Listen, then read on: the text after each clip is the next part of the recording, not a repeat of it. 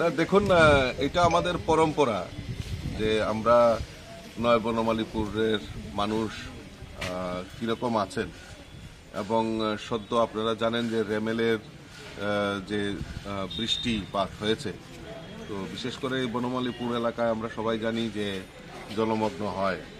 তো সেই কারণে এবং সরকার গত দুদিন আগে আপনারা দেখেছেন মাননীয় মেয়র কমিশনারকে নিয়ে এই বনমালীপুর এলাকা আমি ভিজিট করেছি এবং যে জমাট জলের যে সমস্যা, আমাদের সরকার সদার্থক ভূমিকা নিয়ে সেগুলি দ্রুত নিরসনের জন্য পদক্ষেপ নিয়েছেন এবং আগে যেভাবে ঘন্টার পর ঘন্টা জল, দিনের পর দিন জল দাঁড়িয়ে থাকতো, কিন্তু এখন আমাদের সরকারের সদিচ্ছার ফলে যে কিছুক্ষণের মধ্যে এই জল নিষ্কাশনের ব্যবস্থা এরকম করে দেওয়া হয়েছে যাতে জল যাতে এক জায়গাতে না দাঁড়ায়।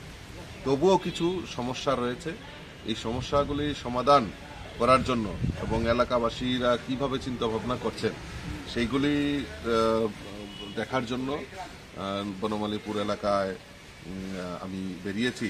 আমার সঙ্গে মণ্ডল সভাপতি এবং বুথের সভাপতি সবাই রয়েছেন।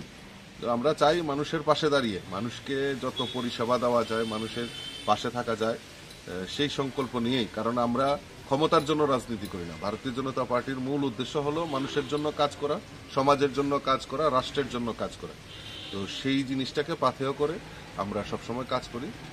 তো কাজে এইটা আমাদের রুটিন ওয়ার্ক যে আমরা মানুষের পাশে দাঁড়িয়ে মানুষের সমস্যা শোনা এবং তা যাতে দ্রুত সমাধান হয় তার জন্য পদক্ষেপ।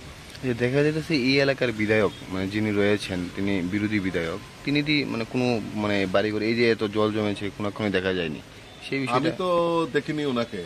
এলাকাবাসীও বলছেন যদি আসলে একটু ঠান্ডা ঠান্ডা পেয়েছেন, এখন একটু বৃষ্টি গরম অতি তাপদাহ ছিল, তারপর আমাদের বৃষ্টি হয়েছে, কিছুটা ঠান্ডা পেয়েছেন, উনি এখন কুম্ভনিদ্রায় আছেন। তো আমি বলবো কুম্ভনিদ্রায় থাকুন, কারণ তারা রাজনীতি করে শুধু তাদের নিজের ব্যক্তিগত স্বার্থকে চরিতার্থ করার জন্য। তাদের কাছে মানুষের পরিষেবা, মানুষের কাছে পাশে দাঁড়ানো এটা তাদের মূল বিষয়বস্তু না। তাদের কি উপকার হয়েছে, তাদের নিজের কি পরিবারের কি উপকার হয়েছে, তাদের কি দরকার, সেটা নিয়েই তারা চিন্তা ভাবনায় ব্যতিব্যস্ত থাকে। এলাকায় ঘোরা, এলাকায় দেখা, এলাকার সমস্যা নিয়ে সরকারের সঙ্গে আলোচনা করা, সেরকম ভূমিকা আমরা দেখতে পাই।